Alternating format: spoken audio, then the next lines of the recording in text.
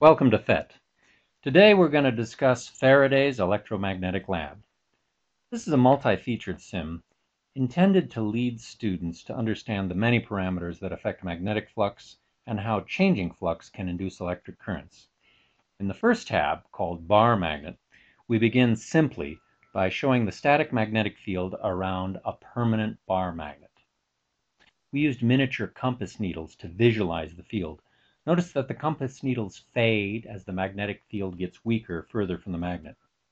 This movable compass needle shows the direction of the field, and we have a more sophisticated field meter which shows the magnitude and components of the field in Gauss at the location of the crosshairs.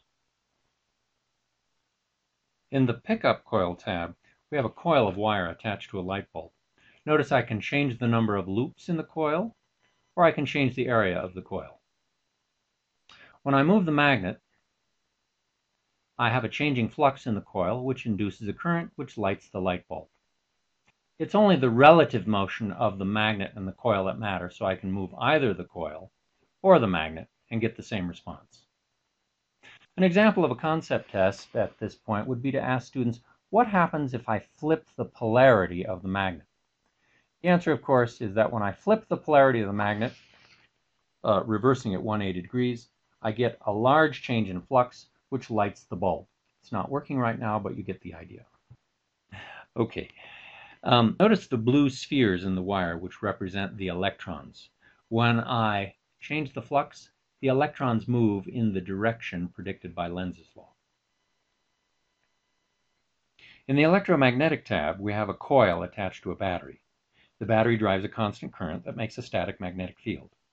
Notice that the field created by this coil of current is just like the field created by this permanent bar magnet. In fact, in the bar magnet, the field comes from the microscopic currents due to the spins of the electrons.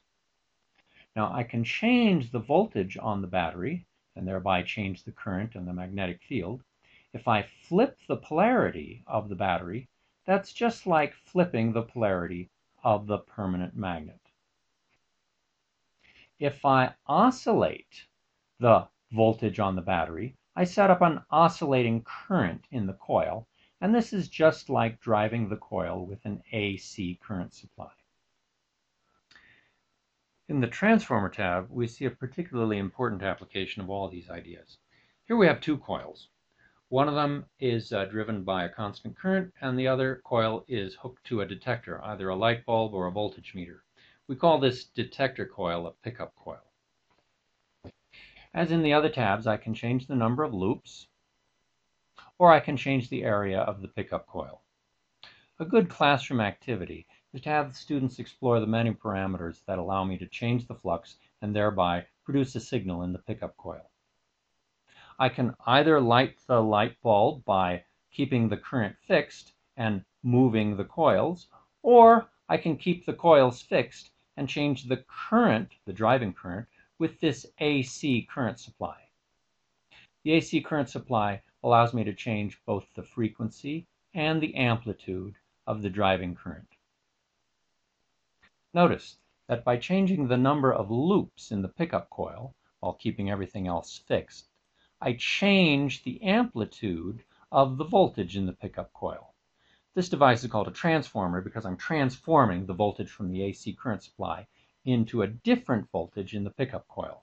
This simple device, the transformer, is used all over the world in electrical generation and distribution. It's an essential part of the power grid.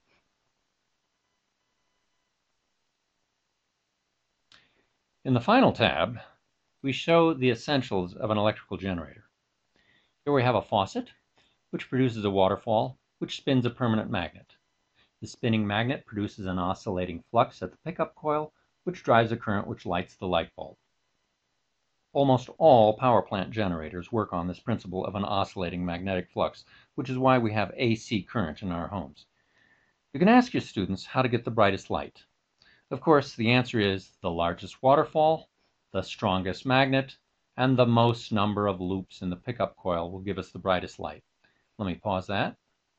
Thank you, Mr. Faraday, and thanks for using PhET Sims. Bye-bye.